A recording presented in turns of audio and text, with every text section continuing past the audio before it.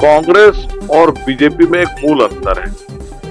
Congress party भ्रम फैलाना, झूठ बोलना और समस्या पैदा करके राजनीति करना, और बीजेपी समस्या का समाधान करके राजनीति करती है। कथनी और करनी में अंतर नहीं है। ये अब इस ओर जो है, अब देश बढ़ रहा है। दक्षिण विधानसभा का भी जो रिजल्ट है उसी ओर बढ़ रहा है कि अब लोग चाहते हैं कि उनके जीवन में समाधान हो, उनकी समस्याओं का निराकरण हो। ये बहुत हो गया। और कांग्रेस पार्टी अगर अपनी आदत नहीं सुधारती है तो अभी तो जनता से दूर है। आने वाले समय के अंदर उनके कार्यकर्ता भी बहुत दूर हो जाएंगे उनसे। कब तक झूठ बोलेंगे वो भी सोचने लग गए।